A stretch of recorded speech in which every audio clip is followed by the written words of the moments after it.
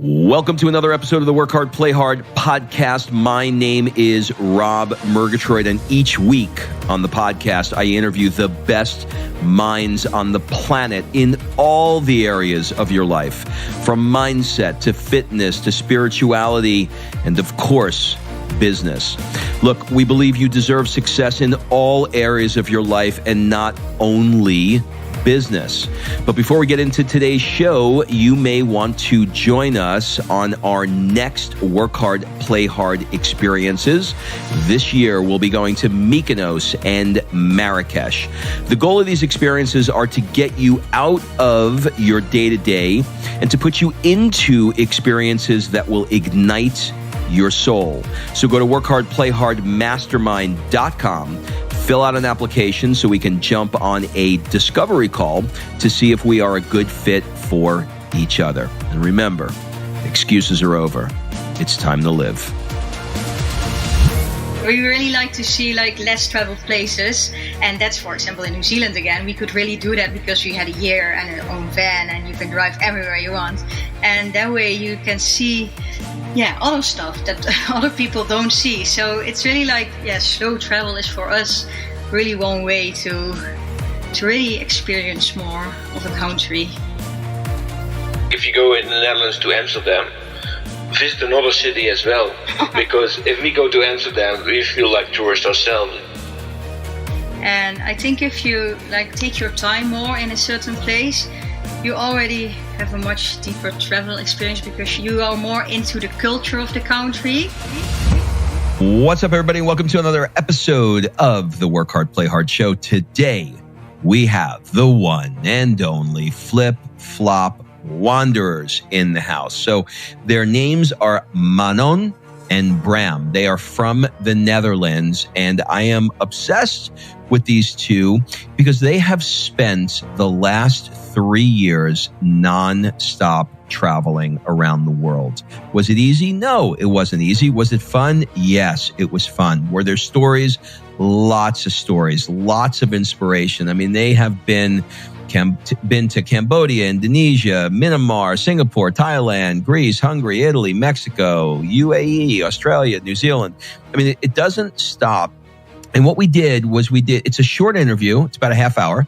And we went into their story about why they decided to do it, the challenging times of doing it, being sort of like in close proximity with each other, the crazy stories. You'll hear a story about how one of them lost their cell phone and somebody took it, and one was home in mission control while the other one, Jason Bourne, was on a scooter traveling all over the island trying to track this guy down and freak the guy out because she used Find My iPhone to do it. And there's all kinds of fun stories like that. But if you're in a position in your life where you're like, man, I'd love to be traveling nonstop, listen to somebody who's doing it. Listen to what it's really like. I think you're going to get a lot out of this episode. So here you go. This is the episode with the Flip Flop Wanderers.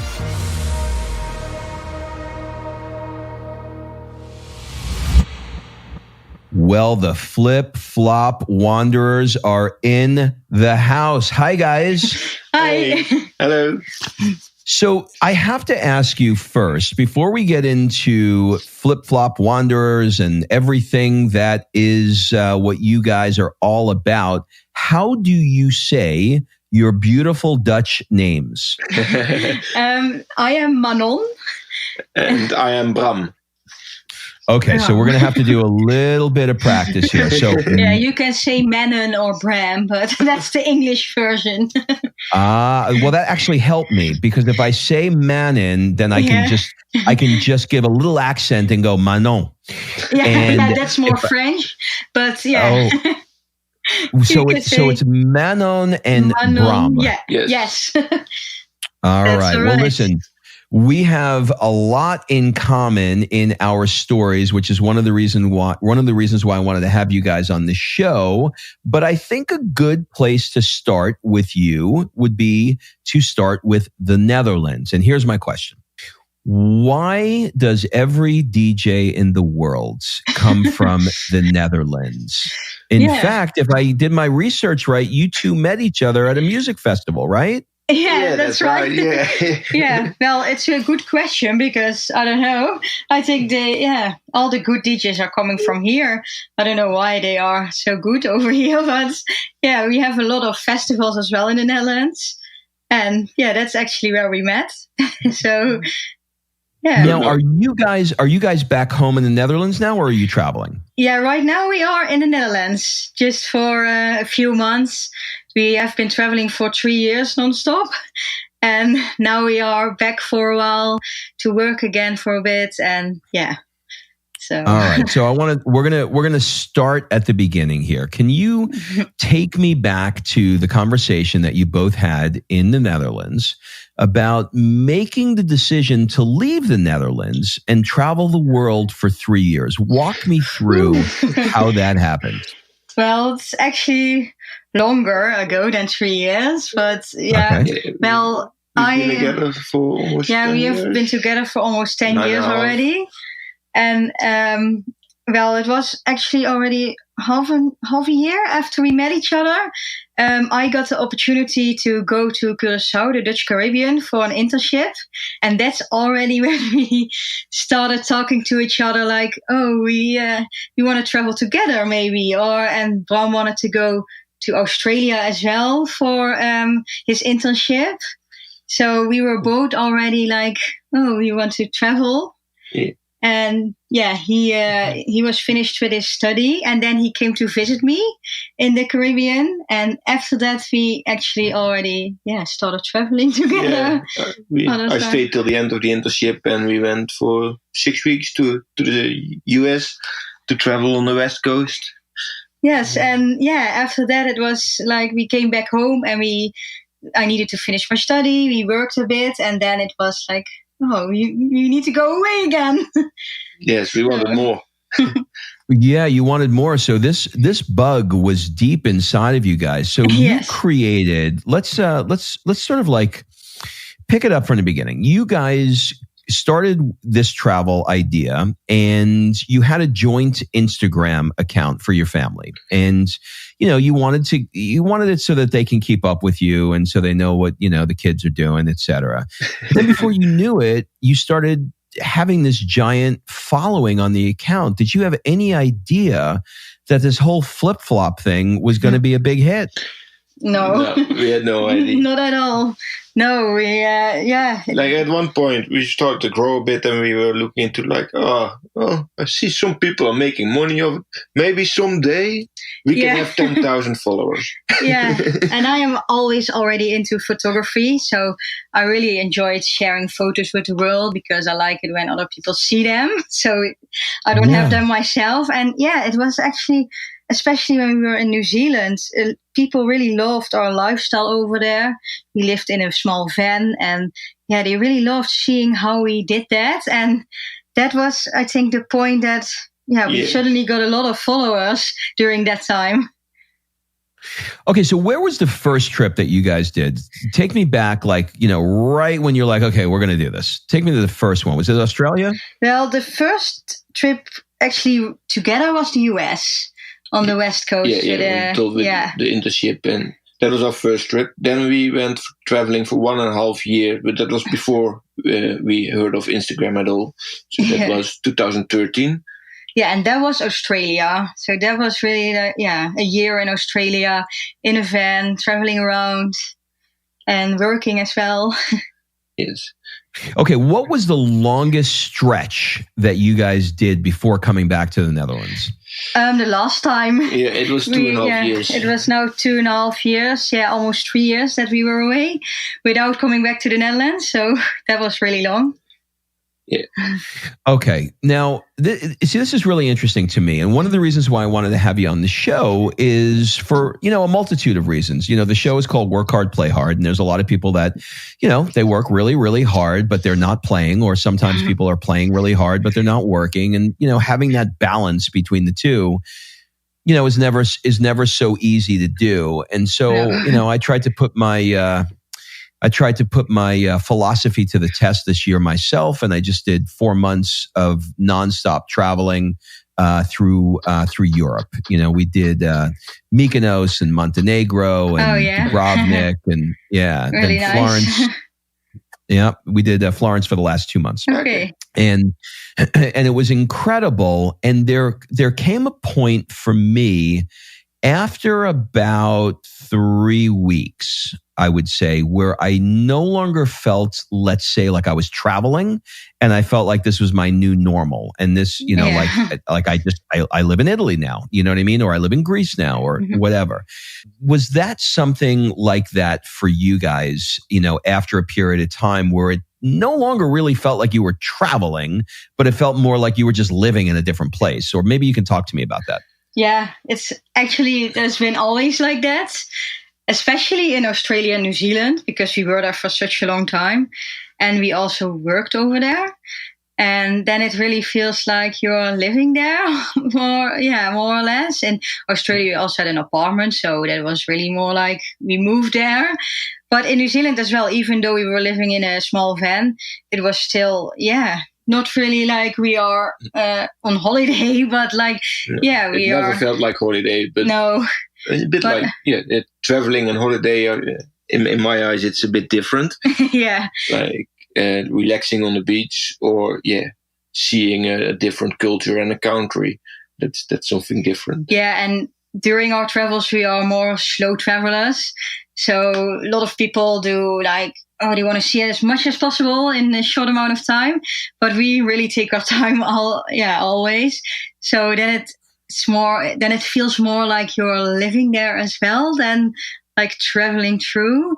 And also because we work a lot on our Instagram and everything. It's not feeling like, I'm only playing all the time and I'm only traveling. It's really like, a balance. But that balance is sometimes pretty hard between working and traveling.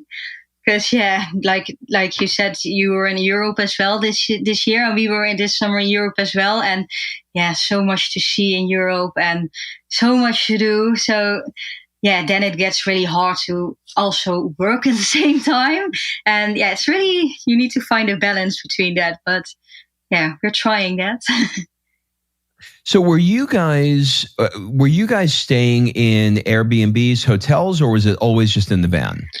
Well, both actually, because in New Zealand we had a van and that was our home. But when we stayed in a place for a longer time, because we worked now and then as well, then sometimes we went to Airbnb to stay in a week, especially in winter. It was really nice. Yeah, and the winters was really cold in New Zealand as well. So it was a bit cold to sleep in the van. And it was nice to have a house for a bit. And sometimes we stayed in hotels as well. In New Zealand. Have you been able to find a way to get the hotels to help you pay for it in exchange for promotions and things? Yeah, we did that quite often lately. Well, in New Zealand, we did it as well sometimes. Was a bit where we started doing that, like just for fun, staying in the hotels and promoting them. And especially after New Zealand, we went traveling through Asia. And there we did it, quite a lot with hotels. And we could stay there, and it really helps keeping the costs low. Most of the time we didn't get paid. No, not paid, but But in exchange for promotion, we could stay a couple of nights in a hotel. Yeah, I mean, why not, right? I mean, look, there's something that's driving you two guys that is very unconventional, right? The average person, in your age category is, they're wanting to get a job and get a big house and, make millions and put it in the bank and all that kind of stuff. But you guys are trading that, sort of like work ethic for an experience that will be able to shape you and how you look at the world and how you think about things and different cultures, etc. So, do you find that there's a limit for how long you'll be able to do this, or are you willing to do it even when you have children? Well, it's something we are thinking about all the time. Because, we're now at an age that we also want to have children. And, not yet now. But, I don't know if we can do this lifestyle the rest of our lives. Because, I think it would be good to have a base somewhere in the world. Yeah. Where we can go back to. Yeah, because till now we have been traveling like full time, and every time at another place. And sometimes that gets a little bit hard, and we notice sometimes we just want to have a bit of a rest in between. And then it would be nice to have like a sort of base somewhere in the world. But for now we don't really know yet where that would be. But we are thinking about it like somewhere, a small house. We don't have to have much, like you said, a big house and millions, and we don't need that at all. We just want to have like a small house somewhere where you can go back to, and that would also be ideal with children. But maybe who knows, when we have children we will still be traveling like this. But we want to have a bit of a more of a permanent base. Yeah, I mean, it's interesting. I have a 5-year-old daughter, and I took my daughter with me, and so she's been to 17 countries now, and we actually had to get a new passport for her. That's really good. Because we filled it, and she's only 5 years old, so but she gets to have experiences like we did her 5th birthday party in the Eiffel Tower. That's cool. So. These are experiences that, you just can't trade. So, true. I know one of the things you guys talk about is helping people to deepen their travel experience. What are maybe, 1 or 2 ways that you think you can help people add a deeper experience for the trips that they're on, when they do take them? Yeah, well, like we said, we really like slow traveling. And I think if you like take your time more in a certain place, you already have a much deeper travel experience because you are more into the culture of the country. Like we traveled in a van in New Zealand, and with that you meet a lot of local people on the campgrounds, for example, and also when we were staying in Airbnbs. You really meet like local people, and I think to deepen your travel experience, it's really cool to meet locals and see how they live, and and don't only go to the highlights, because you don't experience something. It's like if you go in the Netherlands to Amsterdam, visit another city as well, because if we go to Amsterdam, we feel like tourists ourselves. It's completely different than the rest of the Netherlands. Yeah, we really like to see like less traveled places, and that's, for example, in New Zealand again. We could really do that because we had a year and our own van, and you can drive everywhere you want, and that way you can see other stuff that other people don't see. So it's really like slow travel is for us really one way to really experience more of a country. Yeah, and I think what happens is people, they see something like Amsterdam, and they're like, okay, well, I want to go to the red light district, or I want to see people smoking pot. That's what I want to do, and then they miss out on all the experiences. So that's the good stuff. But what are some of the things, as with everything in life, life's about trade-offs, right? There are things that, when I took my 4-month trip to Europe, some things were, a pain in the butt. Like I had to walk up 100 flights of stairs with a stroller and a 5-year-old, because they don't have any elevators, or they didn't have any air conditioning in some of the Airbnbs because they just don't do it, and in places like Montenegro, the language barrier was really difficult. The Wi-Fi sucked everywhere, like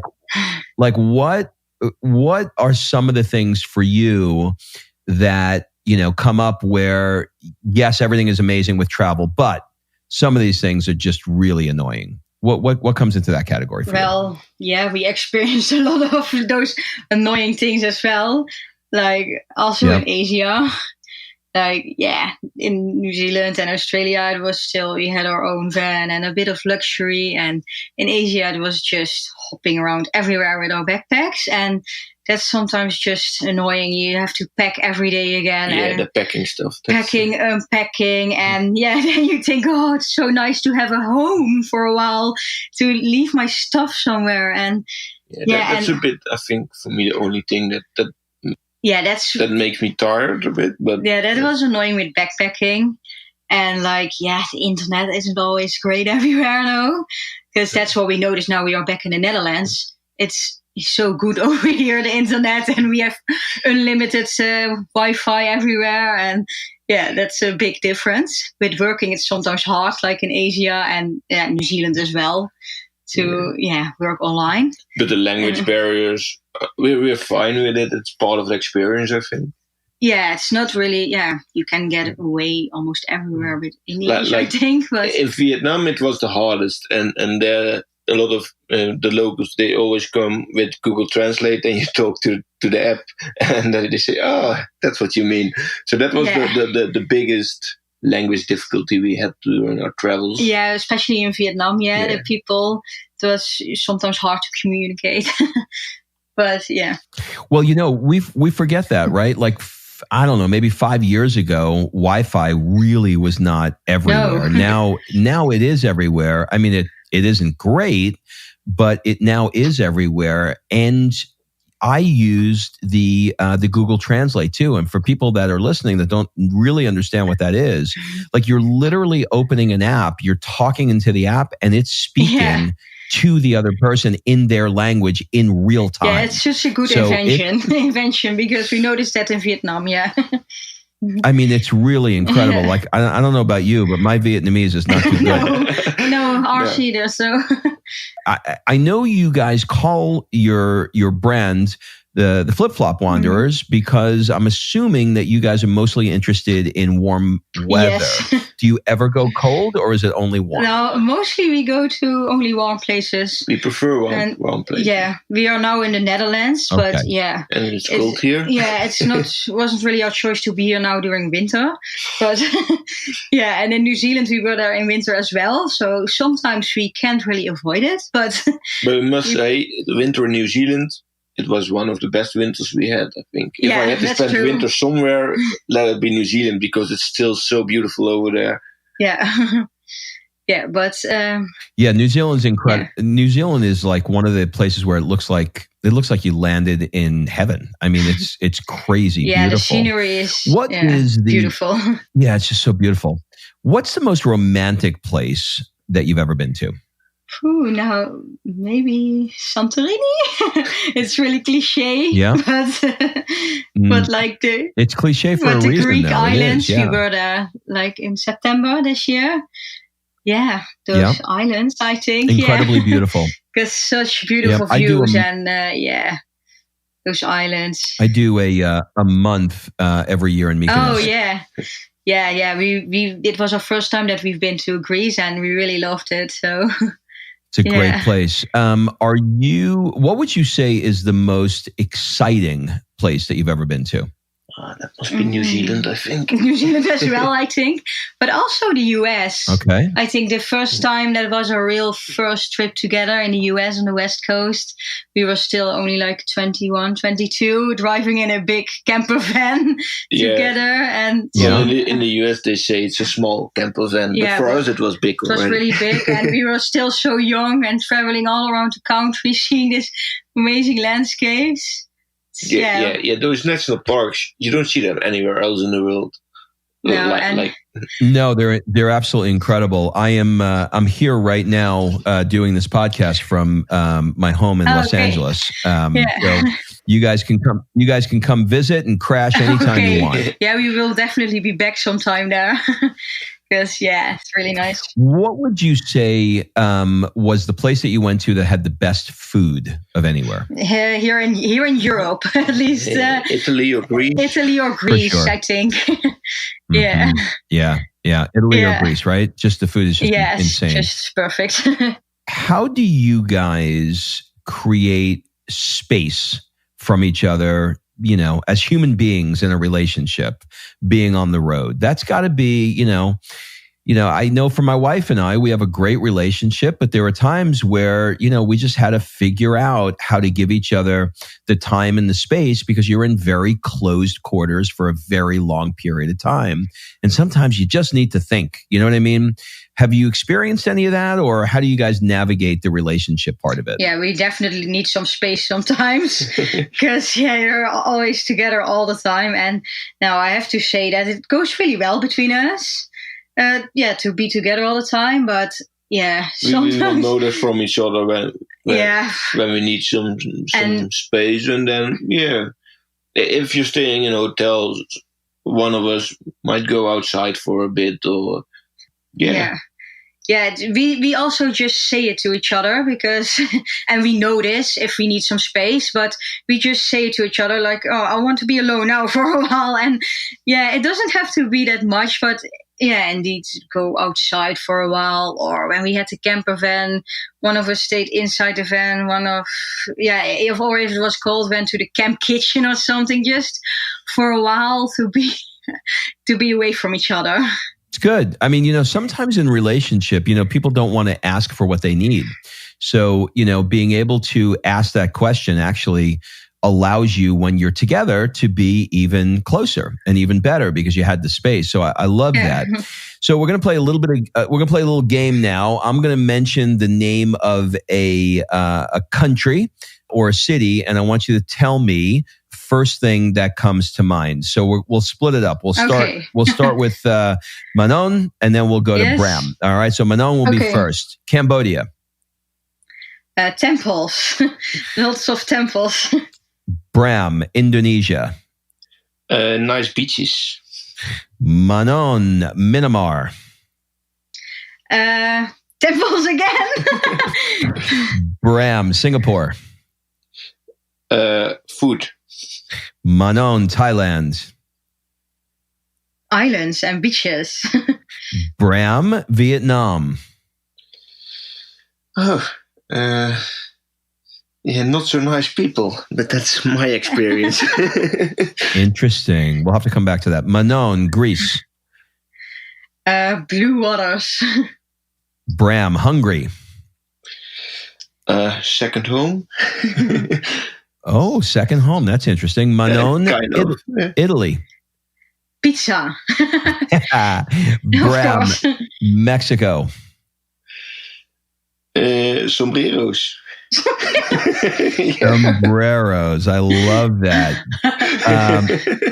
Okay. Who am I up to? Bram, right? Mexico.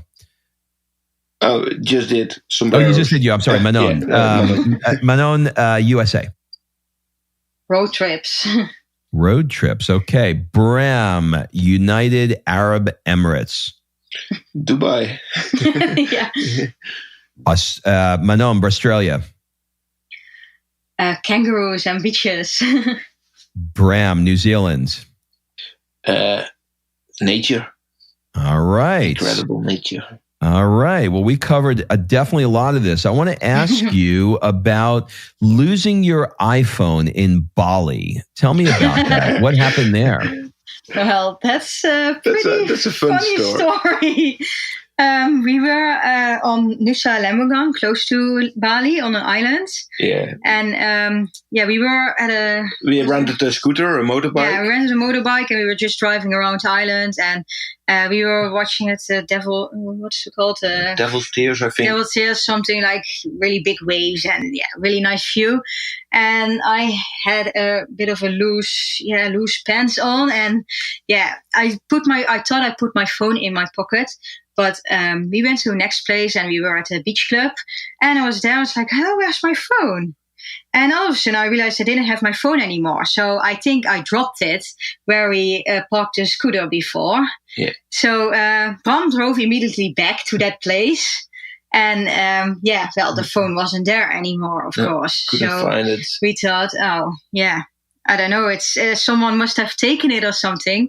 And then I noticed I had my iPad with me, and on the iPad you can see like where's my phone, the app, and you can see where your phone is located. You can even send them a message from call this number. Yeah. So I looked on the where's my iPhone app, And then I all of a sudden saw the phone moving. So it was still almost in the same location as we thought it was. And all of a sudden it started moving to somewhere else on the island. I was like, someone has my phone. And someone has taken it, because I thought I did think I dropped it there. And someone just took it. So I immediately blocked the phone and sent messages like, okay, please give my phone back, and called it. But no reply, of course. Yeah. And so I went over there on the motorbike to check where it was. And so Manon was on her iPad and seeing, it's moving. So she's sending me the next location. I was constantly sending him like... Oh my God. And on the scooter following. And I really crossed half of the island. Yeah, I was still sending him pictures like, he's there now. He's going that way. Because I had internet at that beach club. And we didn't have internet on our way or something, so Bram couldn't really check. So I had to send him like, he's going there, my phone. And he was like driving like crazy on the motorbike. I raced over the island. to that point where my phone maybe was. No, it's not a big island, but I went all the way to the other side, and I was in the middle of nowhere, and it said it stopped. Yeah, suddenly the location stopped, and it was like in the middle of a bush somewhere. And I said, I looked around, somewhere and over saw, there. There's some house over there. And then there was a guy standing, and I asked him, did you find the phone? But in the meantime, with the app, Manon let it ring, so it was like really loud. And he was like, yes, how did you find me? He was standing there with a phone in his pocket, like going off like crazy. And he was looking at Bram like, huh? How did you find me? He didn't realize I could follow him. But this is crazy. You know, listen, you're like freaking Jason Bourne. Like, you know what I mean? You got like mission control, where she's like, make a left. It was actually make a left. so No, go funny. right. Get in a parachute. Jump out of an airplane. Dive into the ocean. We're gonna get that son of a bitch. Well, I never thought we would find that phone, but it was just too funny because he was driving like crazy, and then it stopped there. And it was a local guy, and he didn't answer the phone or anything. So I think he didn't want to give it back. It was not his intention to give it back. He just found the phone, and he. So when I found him, he was a bit surprised, of course. And I'm quite tall compared with he's Indonesian. They're not really tall people, most of them. He must have put his hands up like he was under arrest, and he felt like the FBI got him. No, wow! He gave the phone willingly, and then he asked for money. But I thought, well, I'm not giving you money. I had to chase the whole island for you. I think he was probably like a bit scared, like, like, how is this possible? How did he find me with the phone? So he was a bit shocked, I think. And then he just gave the phone, and so it ended well. But it was just really funny. Well, you know, these stories are what makes travel so much fun. You also had an interesting one about how you were, climbing over and under a fence for this best view in Halong Bay in Vietnam to get this photo. Like, tell me about that. What happened there? It's a viewpoint. It was pretty. It's pretty famous on Instagram.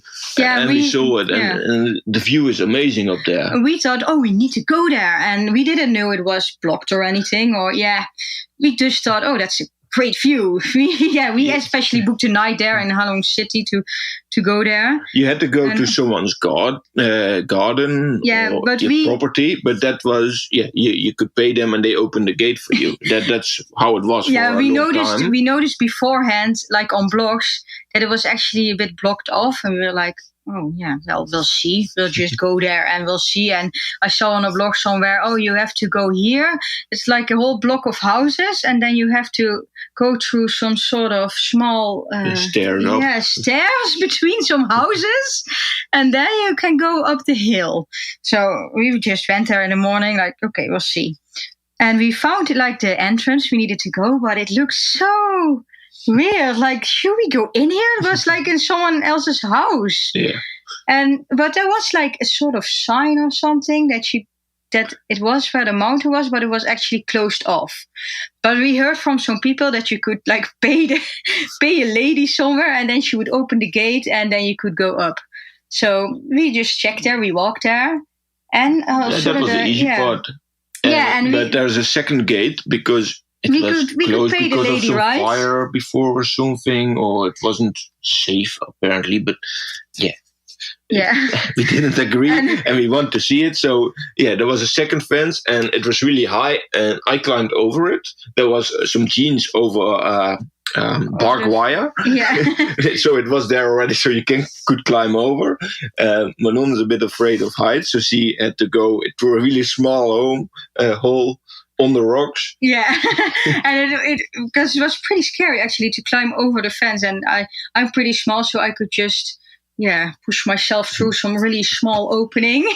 And that was pretty crazy, but because normally we don't really do that sort of stuff. We're like, forget it, I'm not doing that. And it's closed off for a reason. But they made it really hard because they had some green glue kind of stuff around there as well, so it was some slimy stuff, so it was harder to climb. Afterwards we were all green and stuff and dirty and But when we passed the fence, it was just an easy walk up. There was nothing unsafe, so I don't know why it was closed. And there was just the stairs, and the view was incredible, and there were even more people up there, so a lot of people still do it every day. Do it. But this is what makes travel so interesting. It's all of these stories, and I am, I am so grateful that the two of you guys are willing to share these experiences over Instagram, because, the reason why you have the number of people that are following you right now is deep inside of a lot of those people, there's a spirit and a sense for adventure of what they want to be doing with their lives. And they're finding themselves so incredibly excited and envious, maybe a little bit jealous of the decisions that you've made to do what it is that you're doing. So I just want to acknowledge the two of you for getting out there and sharing your gifts, your passions, your struggles, because I know it's not easy. I know it's, financially, sometimes it's hard. I know it's a challenge to be in certain physical locations, but you guys are doing it. You're sharing the best of it with everybody, and you're inspiring all of us. So I wanted to thank you for taking the time to be on the show. And, if people want to learn more about what you guys are up to next, what's the best place for them to go to? Or our Instagram. Or our blog. Yeah, on Instagram we share our daily stories, what we do every day and where we go, and but on our blog we also share some stories. Addicted. I'm addicted to everything Flip Flop Wanderers is. So keep flip flopping, and I hope someday our paths will cross each other. Yes, it would be great. Yes. Thanks again, guys. Thank you very much. All right. Thanks for listening. If you love this episode and you know someone that needs some help in either stepping up their work hard game or their play hard game, it would mean the world to me if you shared this podcast with them to help me get this movement out there. So if you like what you heard, head on over to iTunes, take 30 seconds and leave me a 5-star review, and I will be forever grateful. So until the next episode, excuses are over. It's time to live.